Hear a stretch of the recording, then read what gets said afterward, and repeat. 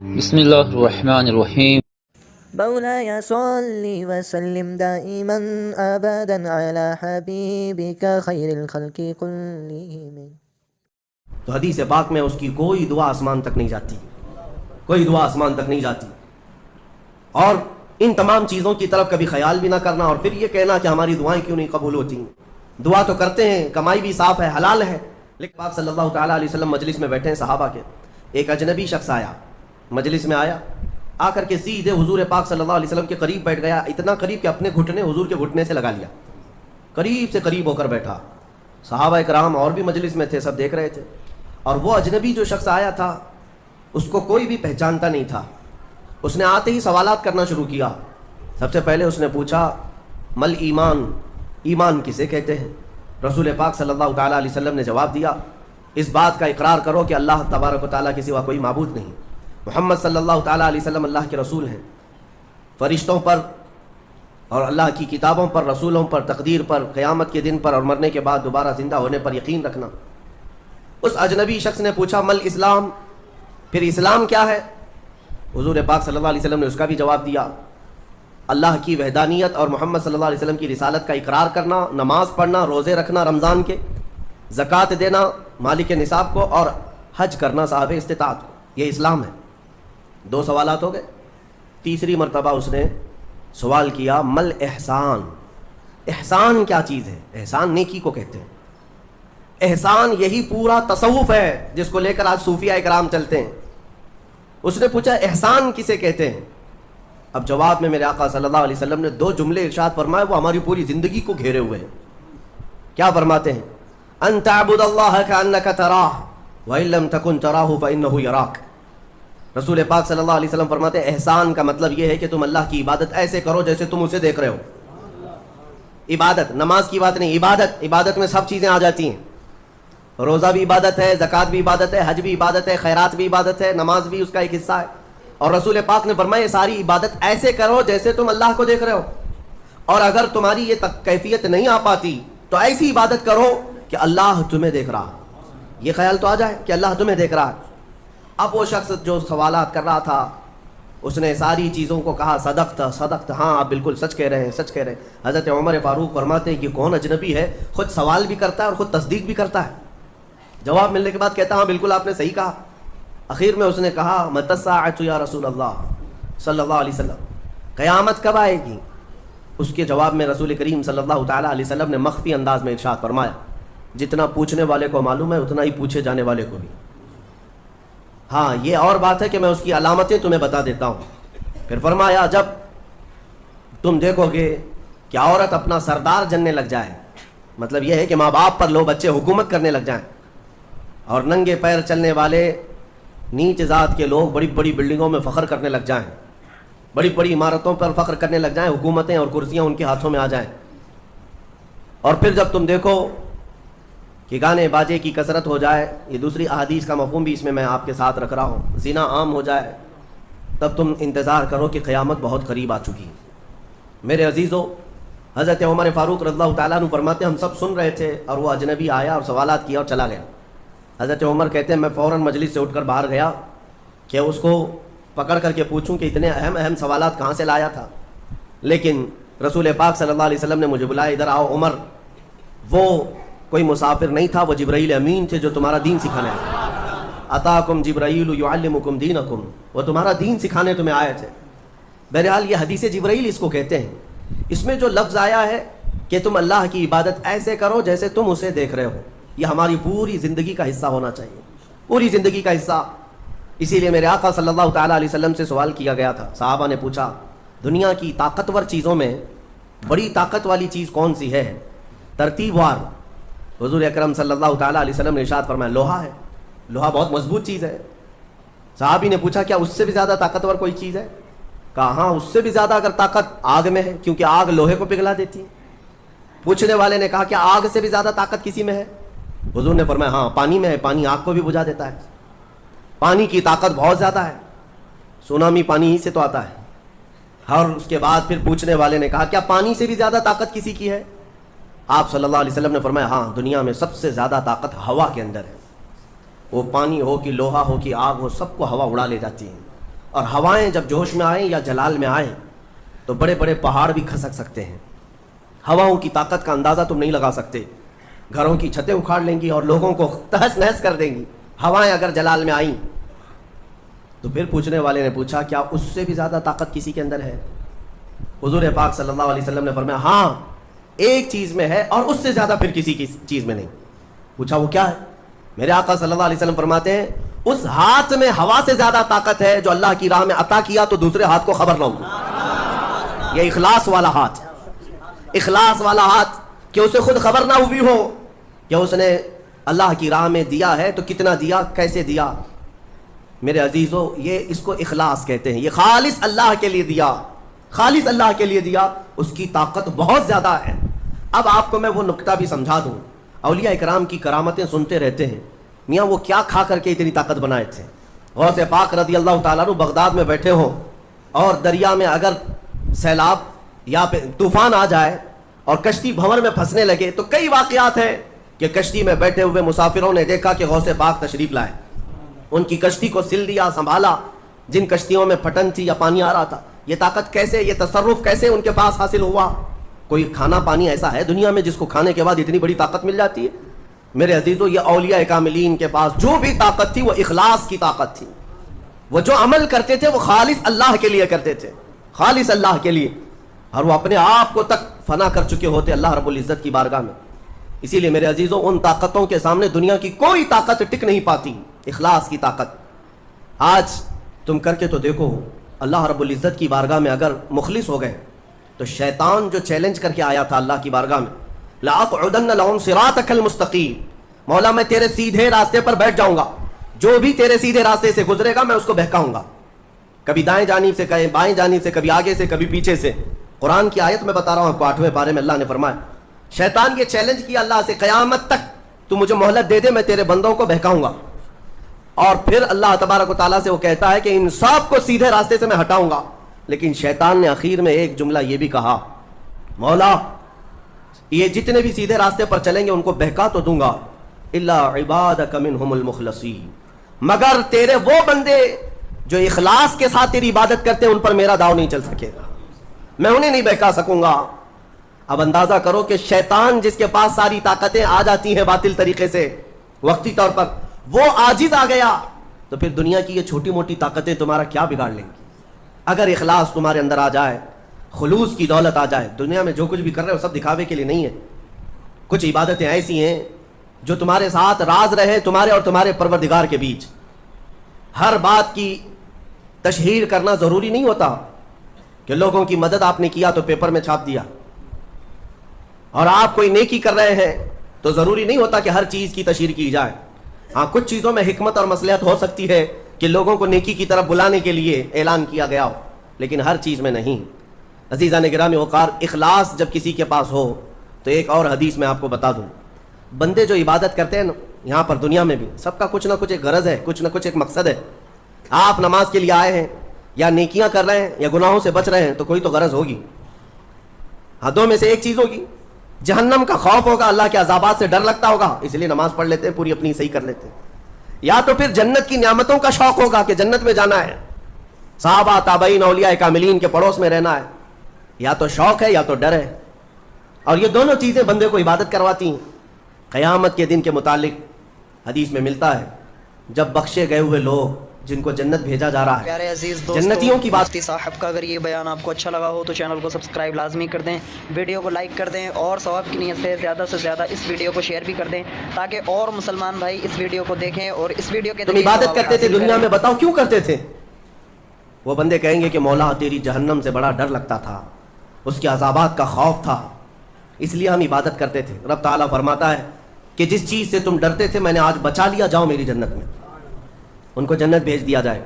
دوسری ایک جماعت, ان سے رب تبارک و تعالیٰ پوچھے گا تم کیوں عبادت کرتے تھے, تم بھی جنت کے مستحق ہو گئے ہو, آج بخشے گئے ہو.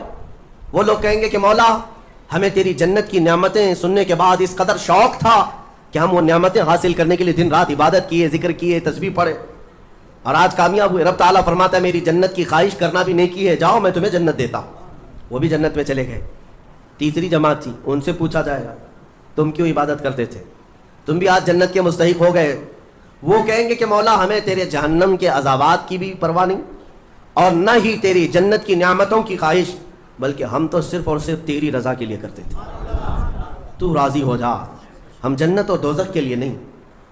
تو رب تبارک و تعالیٰ فرماتا ہے کہ یہ میرے مخلص بندے ہیں، خالص پیور اللہ کے لیے کرتے تھے۔ رب تعالیٰ فرماتا ہے جاؤ میں تم سے راضی ہو گیا، تم بھی جنت میں جانے کا حکم دے دیا جائے، لیکن فرمایا گیا وہ جماعت رک جائے گی، وہ کہیں گے نہیں ہم جنت میں نہیں جائیں گے۔ ایسا بھی کوئی ہے؟ وہ کہیں گے کہ مولا اگر ہم جنت میں جائیں گے تو اندر جو جنتی ہیں وہ ہمیں تانا ماریں گے، تم بھی جنت کے لیے کرتے تھے اور بولے کچھ اور ہو، بدلہ تو تم نے بھی لے لیا عبادتوں کا، ہمیں اپنی عبادتوں کا بدلہ نہیں چاہیے۔ رب تبارک و تعالیٰ فرماتا ہے میری رضا یہی ہے کہ تم جنت میں چلے جاؤ، میں تم سے راضی ہو گیا۔ وہ پھر رکے رہیں گے کہ مولا ہم نے جنت کے لیے نہیں تیری رضا کے لیے کیا ہے۔ پھر حکم ہوگا فرشتوں کو کہ ان کے ہاتھوں اور پیروں میں بیڑیاں باندھو اور کھینچ کے جنت میں لے جاؤ۔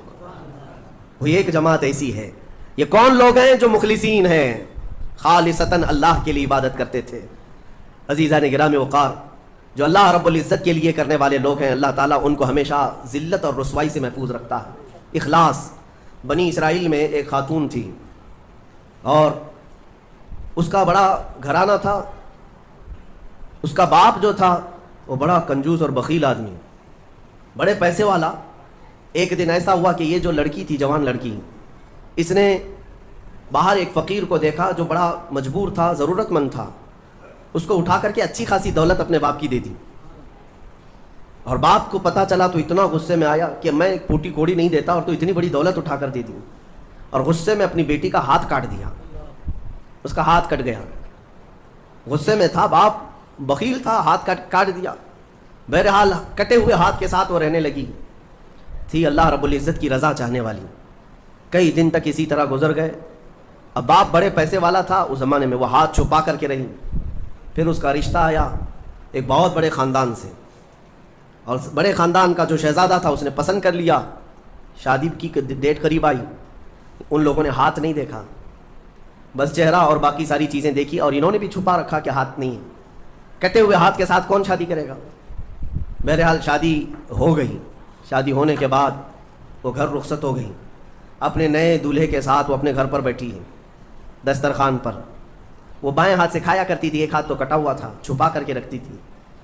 دسترخوان پر جب بیٹھی، اس کا نیا دولہا ہے، اس کے گھر والے، کھانے کے وقت اب ہاتھ نکالنے کی باری آ گئی۔ وہ بائیں ہاتھ سے کھا رہی تھی تو اس کے شوہر نے کہا کہ کیا سیدھے ہاتھ سے نہیں کھا سکتی؟ سیدھے ہاتھ سے کیوں نہیں کھا سکتی؟ اب اس کے رشتے کے ٹوٹنے کا وقت آ گیا، اگر پتہ چلے تو دھوکہ کیا ہے، کٹے ہوئے ہاتھ کے ساتھ ہمارے ساتھ نکاح ہوا ہے۔ اس کے آنکھوں میں آنسو آئے، وہ ہاتھ اپنے کپڑے کے اندر ہی چھپائی رہی۔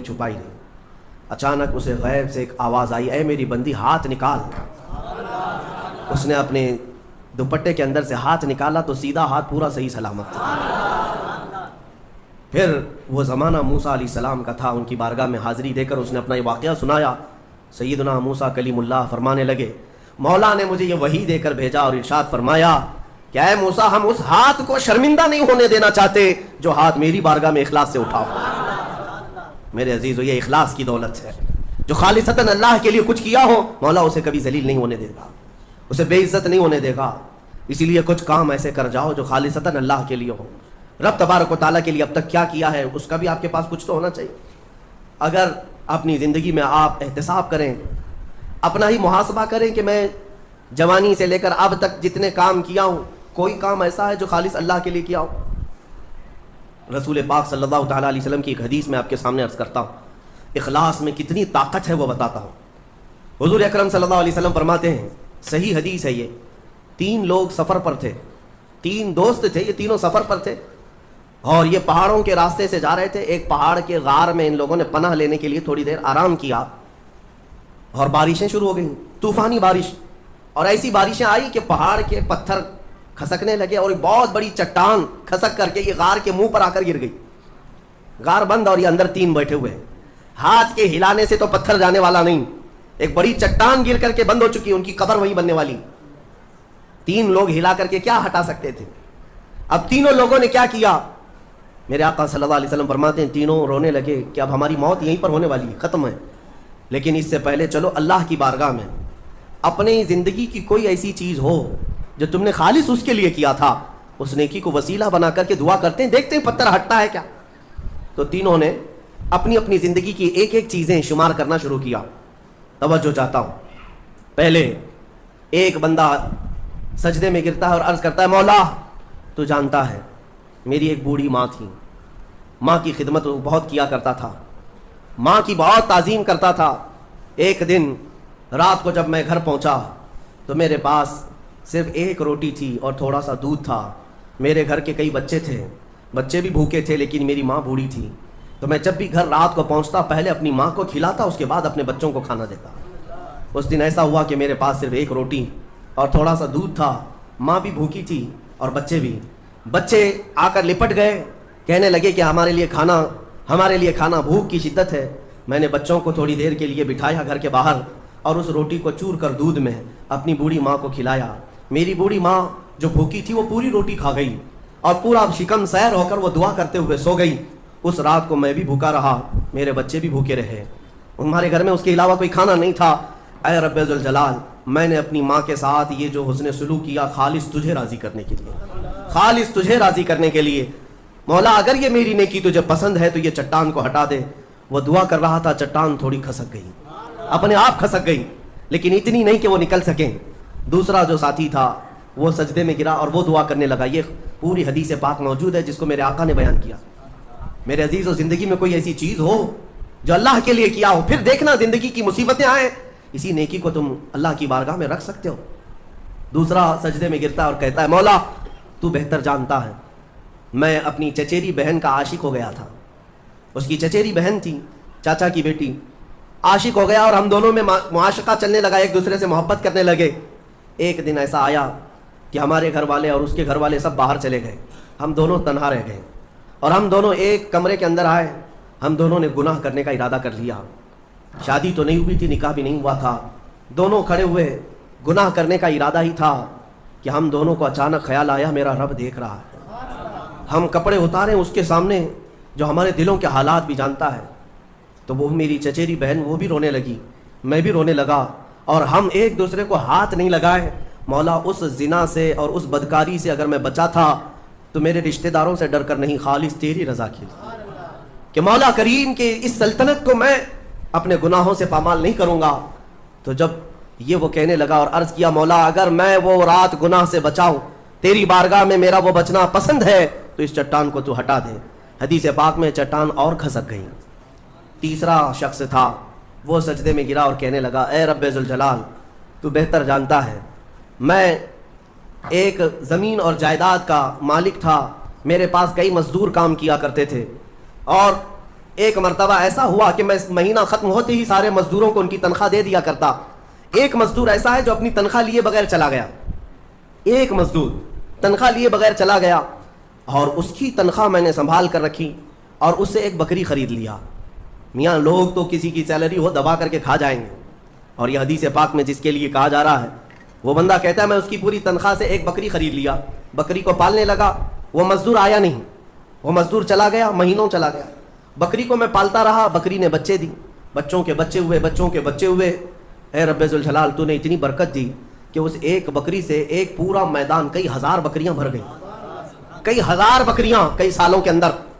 وہ ان بکریوں میں نہ کسی کو بیچتا تھا نہ کسی کو ذبح کرتا تھا، سب بکریاں رکھا۔ کئی سالوں کے بعد اچانک وہ مزدور واپس آیا اور اس نے آ کر مجھ سے کہا کہ مالک میں آپ کے ہاں خدمت کرتا تھا، آپ کو یاد ہے کچھ سالوں پہلے میں نے اپنی تنخواہ چھوڑ دی تھی، ایک مہینے کی تنخواہ نہیں لیا تھا۔